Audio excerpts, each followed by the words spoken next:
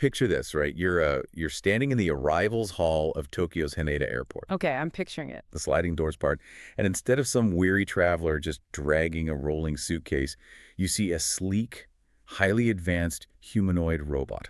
Wow. Yeah, and it's being casually wheeled out inside its own custom rolling case, just immediately ready to go to work on the tarmac. That is wild. Right, and meanwhile, halfway across the globe, over in New York, an ophthalmologist is performing this incredibly delicate microscopic cataract surgery, literally curing a patient's blindness. Oh, wow.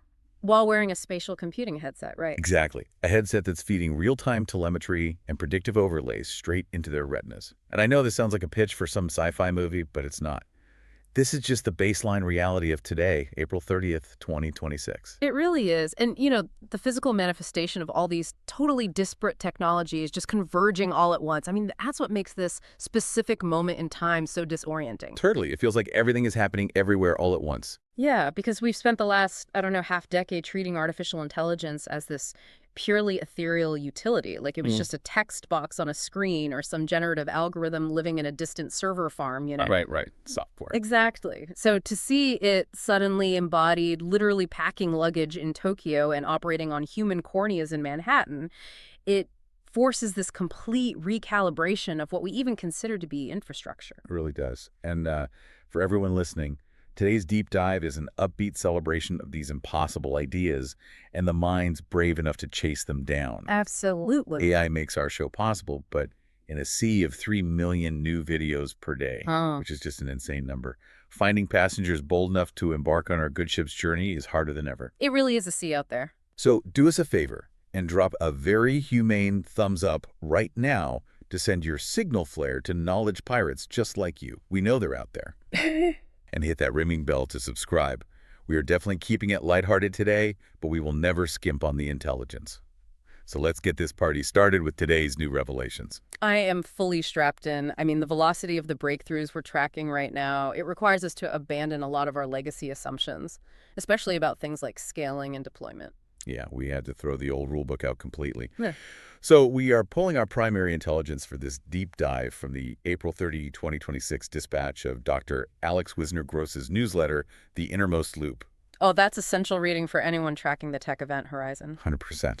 And our mission today is to thread these seemingly disconnected data points together because we're looking at this crazy landscape where algorithmic models are doing bizarre cryptozoological things. They're goblins. We have to talk about the goblins later. We absolutely will. Plus, we've got the physical demands of computing, triggering literal land wars, biology being treated as open source hardware, and capital markets behaving in just deeply counterintuitive ways. Yeah, the overarching narrative here is that the so-called singularity, it isn't some cinematic explosion. No, it's not Skynet waking up. Right. It's arriving as this invisible, omnipresent utility layer.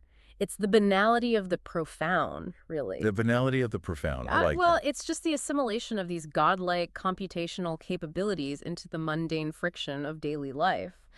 When a paradigm shift is truly successful, it stops looking like magic and it just starts looking like plumbing. Like plumbing, Yeah. exactly. So let's start with what the newsletter highlights as the era of robot abundance. Oh, the suitcase robot. Yes.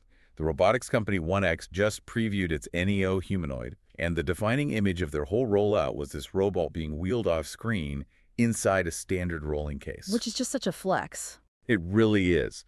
Their explicit tagline is Robot Abundance, one NEO at a time. We are talking about highly articulate, embodied labor shipping directly to consumers in the equivalent of carry-on luggage. Yeah. But, let's unpack this for a second. Doesn't a generalized robot require generalized actuators? And aren't those notoriously fragile and, highly complex to calibrate? Historically. Right. So the idea of just unboxing a humanoid like a new flat-screen television seems structurally premature, doesn't it? Well, it would be premature if we were still relying on traditional robotic manufacturing pipelines. But that industrial bottleneck has completely shattered. So So the newsletter points to Figure, which is another major player in the humanoid space. They scaled their production by a factor of 24 in just 120 days. Wait, 24 times in 4 months. Yeah, they went from assembling 1 unit a day to 1 unit every single hour. They literally shipped 55 units this past week. That is, I mean, that's insane. You don't get a 24x scale in 4 months just by making the conveyor belt run faster. Exactly. You achieve it because the hardware architecture itself has fundamentally changed.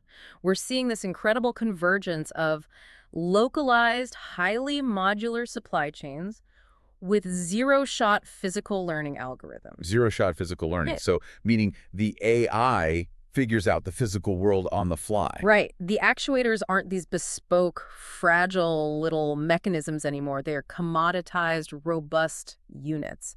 And the central neural net dynamically compensates for any physical imperfections in real time. Oh, wow. Okay, so the software is effectively covering for the physical hardware tolerances. Exactly. Like if a knee actuator is slightly out of alignment right out of the box, the AI doesn't crash. It adjusts its gate parameters instantly. Kind of like a human would if they woke up with a stiff joint. That is a perfect analogy. That is the exact threshold we've crossed. The physical constraints, the precision engineering that used to take months to fine-tune for every single robot, they're just melting away. Because the generalized intelligence driving the machine is smart enough to adapt to its own hardware flaws. Exactly. And that is what makes plug-and-play robotics viable. You literally unzip the case, the system boots up, it runs a 10-second localized physics simulation just to understand its own current mass and actuator resistance. Basically stretches its legs. Yeah, exactly. It connects to your local network, and boom, it's ready to fold laundry or assemble your IKEA furniture. Which is mind-blowing. And we are seeing this rapid deployment scale up in high-friction environments already. The dispatch notes, Japan Airlines is actively piloting humanoid baggage handlers at Haneda Airport. Right, to combat massive visitor surges. And a critical human staffing shortage. Because baggage handling is a highly repetitive, physically punishing task, especially in a country dealing with a rapidly aging demographic. Baggage handling is actually the perfect initial vector for embodied AI. Really? Why? Because it requires dynamic physical manipulation, identifying different shapes, weird weights, random handle placements, but it operates within a highly structured environment. It's not out in traffic. I see. It's a closed loop. Right. It solves a massive logistical vacuum without displacing a workforce that's, quite frankly, desperate to retain those specific roles anyway. That makes total sense. But the deployment isn't just staying confined to manual labor and logistics. No, it's moving into luxury. Yeah. The newsletter points out this project slated for San Francisco in 2028 called the Soft Life. It's billed as the world's first hotel run entirely by AI and robots. Not a single human on staff. None. No human concierge, no human housekeeping, no human bartenders. It's purely algorithmic hospitality. It's fascinating. But I look at that and I wonder, are we stripping the inherent value out of hospitality? Like, if a robot mixes a cocktail with molecular precision every single time, and a robotic concierge literally never loses a reservation, does the experience become sterile? That's the million-dollar question. Do we eventually reach a point of algorithmic fatigue where, like, human error becomes the new premium luxury? I think we absolutely do. That's the inevitable psychological backlash to ubiquitous perfection.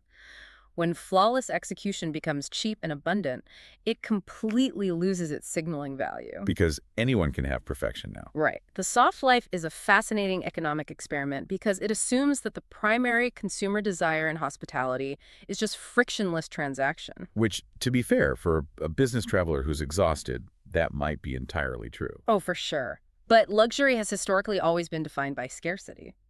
If a perfectly manicured, flawlessly operated hotel room is just the baseline, if that's the cheap option, the scarce commodity becomes the unpredictable, deeply empathetic human interaction. Wow. So you might soon see luxury hotels marketing themselves heavily as, like, 100% human operated. Exactly. Where the friction, the slightly delayed room service, and the quirky bartender who pours a slightly heavy measure, those become the premium selling points. That is such a wild labor market inversion. If we can essentially print a highly capable physical worker every hour on an assembly line, the traditional economic models defining a labor shortage just completely collapse. They evaporate. We stop measuring the available workforce by birth rates and immigration, and we start measuring it by localized power grids and lithium refinement capacity.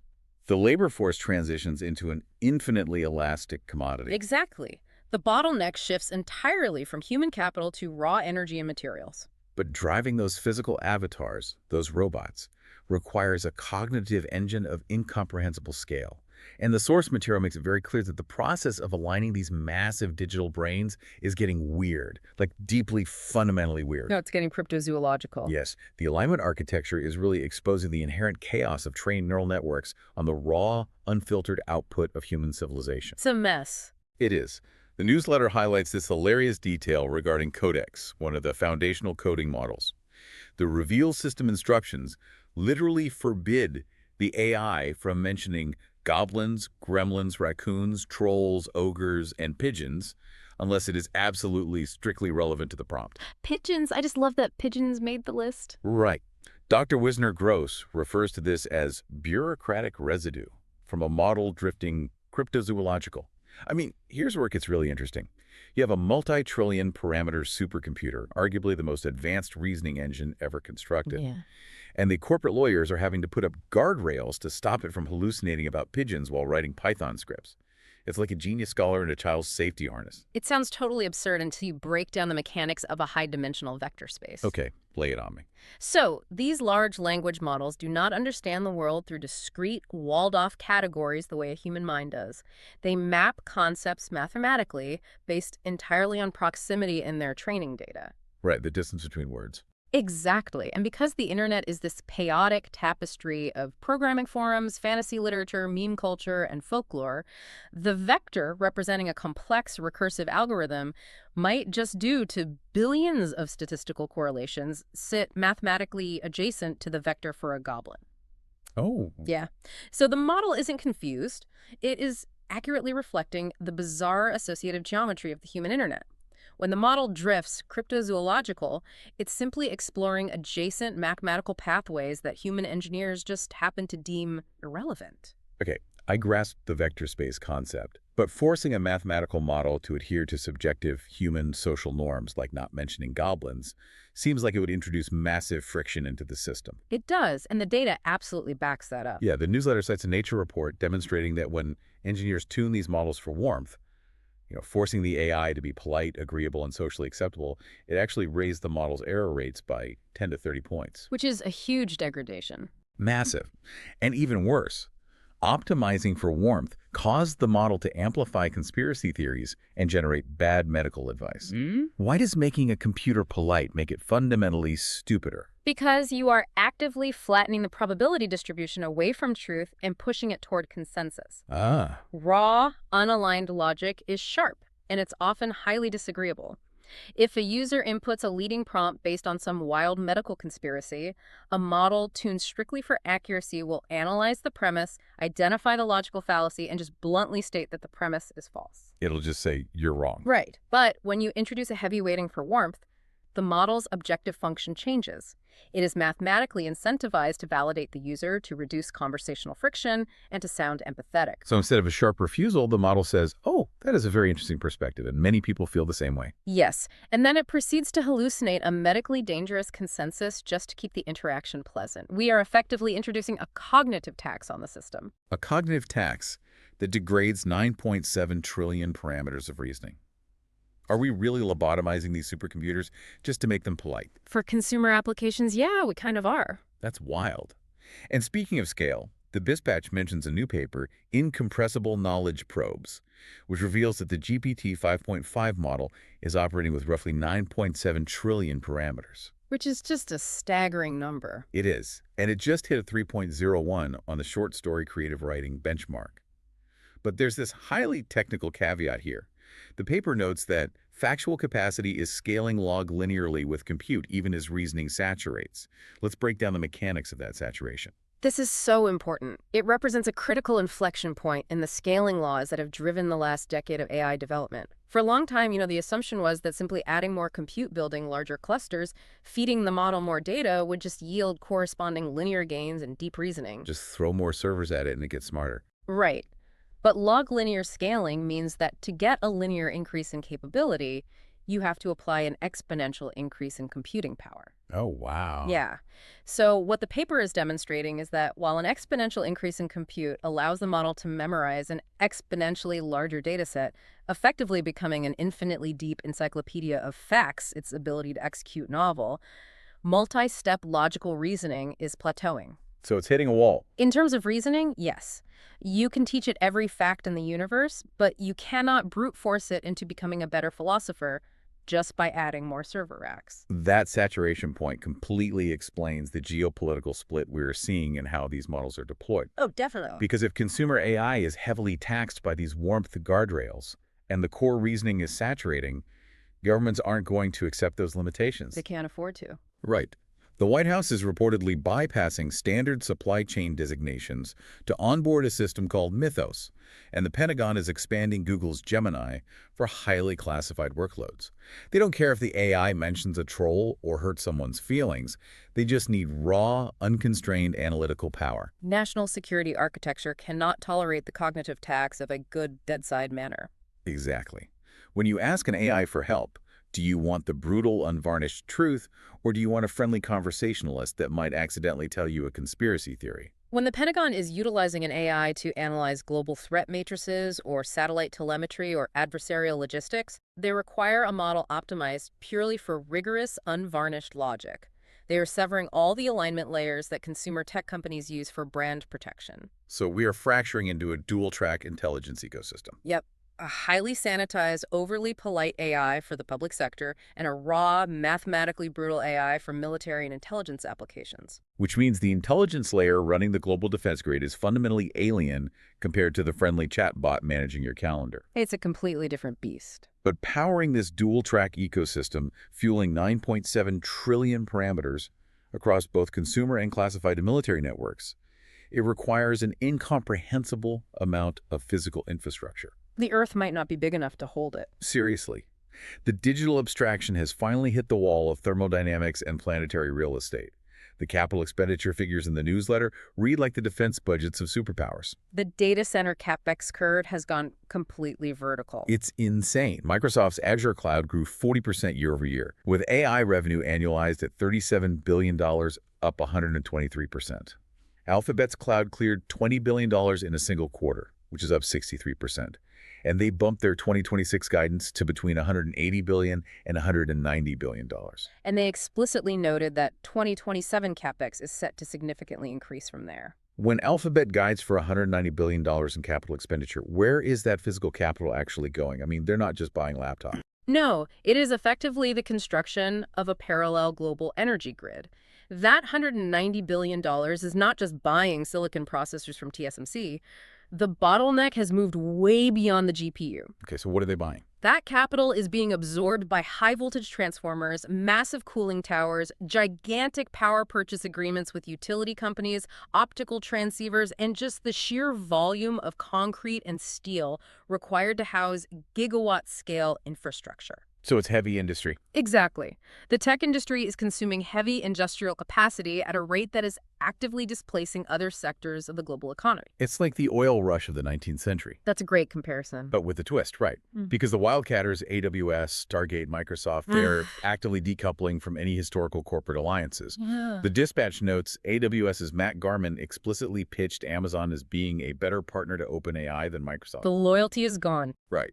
The Stargate project, which was initially framed as this unified joint venture, is mutating into a fractured series of bilateral leases for computing capacity that OpenAI doesn't inherently own.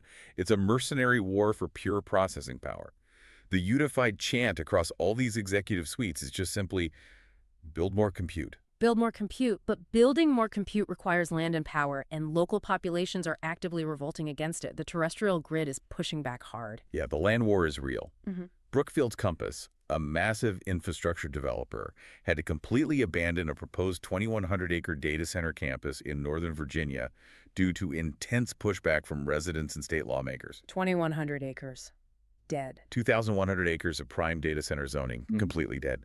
If the epicenter of global data infrastructure in Northern Virginia is hitting a hard physical and political limit, where does the expansion go? You have to look up. Space. The newsletter points to a massive surge in the appeal of orbital compute. Because orbital compute bypasses terrestrial bottlenecks entirely. You don't have to navigate local zoning boards. You don't face NIMBYism regarding the hum of industrial cooling fans keeping people awake. And you have access to unfiltered continuous solar irradiance.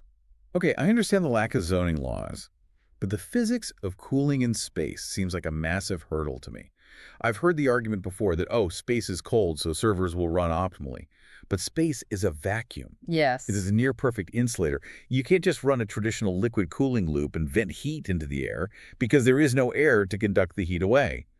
The thermal management of a gigawatt data center in orbit requires bleeding-edge radiator technology. That is an incredibly important physical distinction, and a lot of people miss that. Terrestrial data centers rely heavily on convective cooling using air or water to carry heat away from the chips. In the vacuum of orbit, convection is literally impossible. So how do they shed the heat? The only way to shed heat is through thermal radiation, governed by the Stefan-Boltzmann law. To radiate the immense thermal output of a 9.7 trillion parameter training cluster in a vacuum, it requires deploying radiative panels that are orders of magnitude larger than the data center itself. How big are we talking? We are talking about structures spanning kilometers in low Earth orbit. They essentially act as giant infrared sails, just shedding heat into the cosmic microwave background. The engineering challenge isn't the compute, it is the thermal dynamics of the orbital array. That is awe-inspiring. And yet, the underlying network to support that kind of orbital infrastructure is already rapidly scaling. While the terrestrial hyperscalers are fighting over zoning in Virginia, SpaceX's Starlink is executing what Dr. Wisner Gross calls classic deflationary scaling. They're laying the groundwork. Between 2023 and 2025, Starlink quadrupled its subscriber base, while the average pricing fell 18% down to $81 a month. Your $81 a month internet bill dropping while the service gets 4 times bigger, that is exactly how the Singularity sneaks into your budget. Deflationary scaling is the hallmark of a maturing, dominant technological infrastructure. As the capability and density of the low Earth orbit mesh network increases, the marginal cost of delivering a gigabyte of data approaches zero. Wow. Starlink is effectively laying the high-speed, low-latency fiber optic backbone for orbital compute without having to dig a single trench on Earth. But relying on that specific infrastructure introduces a massive single point of failure monopoly risk, right? Yeah. I mean, we're talking about moving the core compute layer of human civilization into orbit, relying on a deflationary mesh network controlled by a single private entity. And the governance of that entity is unique. Very. The newsletter explicitly highlights a governance detail from a recent SpaceX IPO filing. Only Elon Musk can legally fire Elon Musk from his chair. Right. The governance structure is entirely insulated from external shareholder pressure or democratic oversight. If Starlink is becoming the ultimate uncensorable global network and Musk is legally unfireable, does he hold the ultimate keys to the AI infrastructure? It forces us to confront the extreme centralization of infrastructure in the AI era.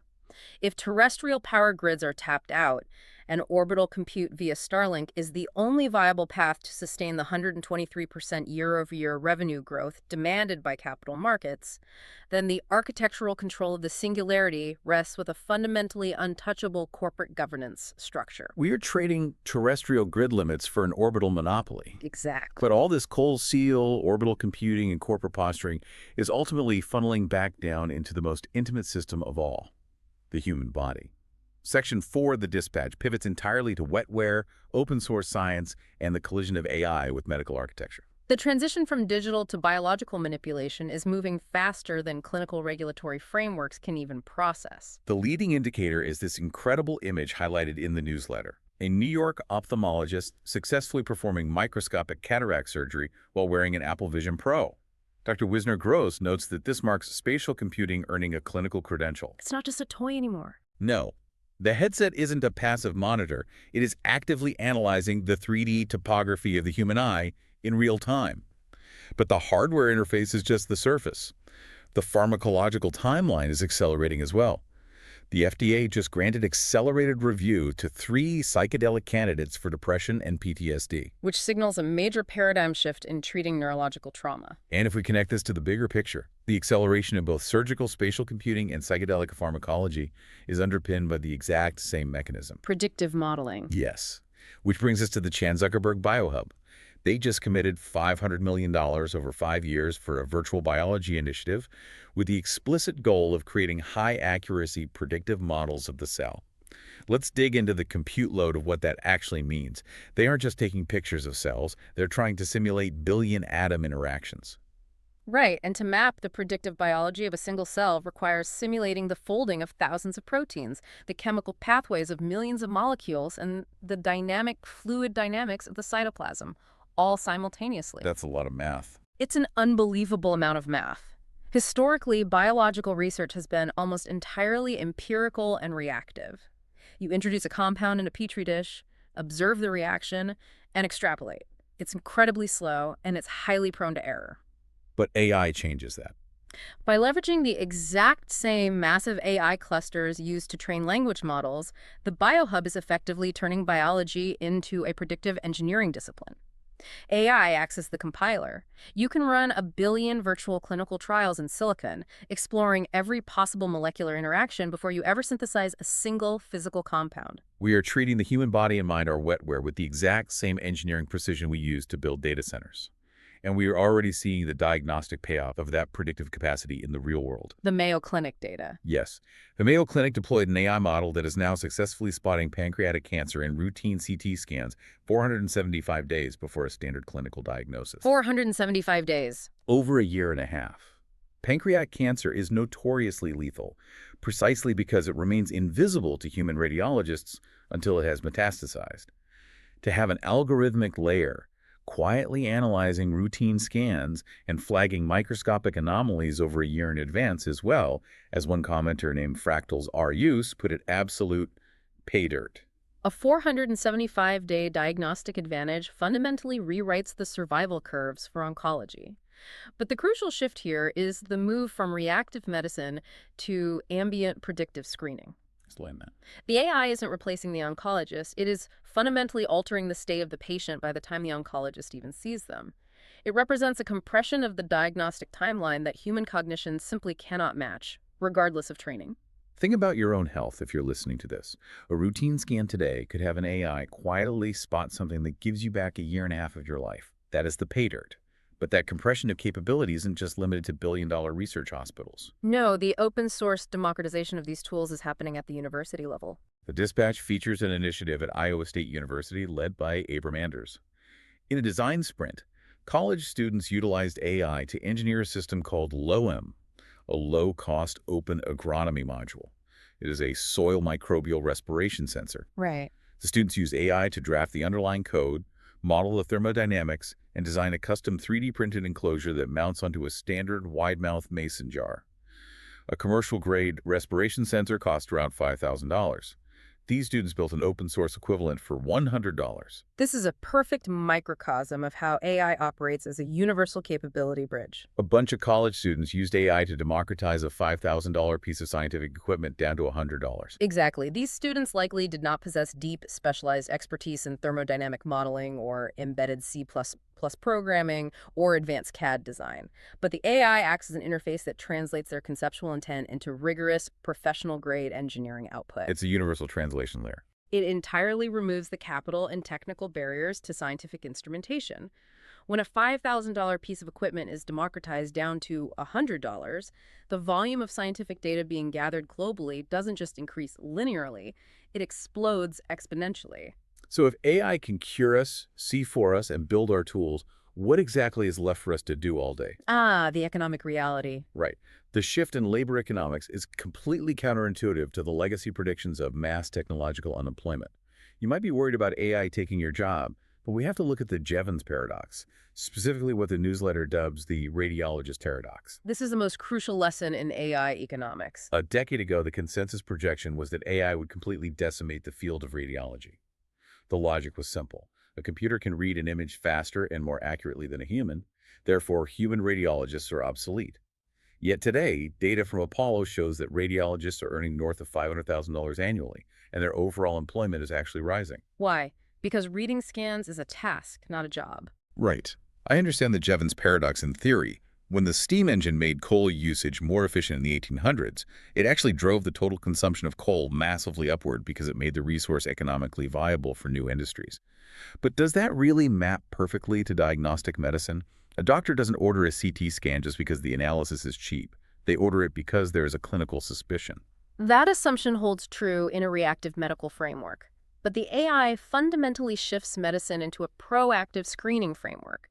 Because the AI makes the subtask of analyzing the image effectively frictionless and near zero cost, the barrier to ordering an image plummets. Oh, I see. Scans transition from being a tool of last resort to a baseline preventative measure. The volume of imaging requested skyrockets. This induced demand created a massive bottleneck. The AI can highlight the anomaly in milliseconds, but it cannot legally or ethically deliver the diagnosis, strategize a multi-year oncology plan, consult with a terrified family, or manage the hospital's overarching liability. Ah. So making a subtask incredibly cheap and fast analyzing the image means doctors order way more images, creating a bottleneck that requires more highly paid humans to manage the overall patient strategy. Exactly. The premium value of the human worker completely shifts from execution to orchestration. Think about your job right now. What are the tasks that AI will make so cheap that demand for your actual job skyrockets? For anyone listening, analyzing where the Jevons paradox is hiding in your specific industry is critical. Look at your workflow and identify the most time-consuming, expensive tasks. When AI drives the cost of those specific tasks to zero, the demand for the overarching strategic output of your job will likely multiply, provided you position yourself as the orchestrator of the model rather than the executor of the task. That is brilliant. But while the labor markets are dynamically adjusting, capital markets are exhibiting behaviors that look almost religious. Oh, the Mill Valley guy. Yes. The dispatch highlights a Mill Valley investment banker who is actively offering his physical 13-acre estate entirely in exchange for private equity in Anthropic. He's attempting to trade prime, tangible real estate in one of the most expensive zip codes on the planet for invisible, illiquid shares in a generative AI company. It represents a profound psychological phase transition in how the elite class perceives fundamental stores of value. It's like trading gold for paper money back in the day. Very much so. This individual is operating on the thesis that a fractional ownership stake in the intelligence engine that will dictate future economic output is intrinsically more secure and valuable than physical land. He is betting on the sovereignty of the algorithm over the sovereignty of physical dirt. And the AI companies are actively fanning the flames of this fervor through a deeply cynical yet highly effective posture. The newsletter points to a BBC observation noting that AI companies want you to be afraid of them. Which is such a weird marketing tactic. Right. Dr. Wisner-Gross points out that this is an existential marketing strategy no traditional consumer company would ever attempt. A fast food chain doesn't advertise that its supply chain might accidentally trigger a global collapse. No, they don't. But for AI labs, projecting existential risk is the ultimate flex of power. We are so powerful, we might end the world, so please lease us 1 million square feet in London. It is an incredibly sophisticated form of game theory in public relations. By loudly demanding regulation and openly discussing the potential for their models to cause catastrophic harm, companies like OpenAI and Anthropic are signaling to capital markets that they are building a technology of godlike, unprecedented consequence. It creates insane FOMO. Exactly. Fear of missing out among institutional investors and real estate developers. If a company might build an artificial superintelligence that reshapes the global order, you do not want to be the landlord who denied them office space. And the landlords in London are certainly bending the knee to that logic. The data shows that AI labs have leased over 1 million square feet of premium office space in London since early 2025, which is roughly 7% of all commercial lettings in the city. They're moving in. They are. But while the adults are trading mansions for equity and agonizing over existential risk, the integration of this technology at the foundational demographic level is utterly seamless. The interface layer is collapsing into absolute invisibility for the next generation. Apple adding Siri visual intelligence directly into the iOS camera means you simply point your lens at reality, and the AI parses the physics, the text, and the context instantly. Meta utilizing stablecoins on Solana and Polygon networks to instantly pay creators in Colombia and the Philippines bypasses the legacy friction of global banking. It's all becoming native. But the statistic that truly anchors this entire transition is the assimilation rate in the crib. 2/3 of British babies under the age of 2 are now using screens, with some exposed for up to 8 hours daily. 8 hours a day, under 2. Assimilation begins in the crib. If the interface layer is their native language, they won't fear the singularity. They will wear it like a second skin.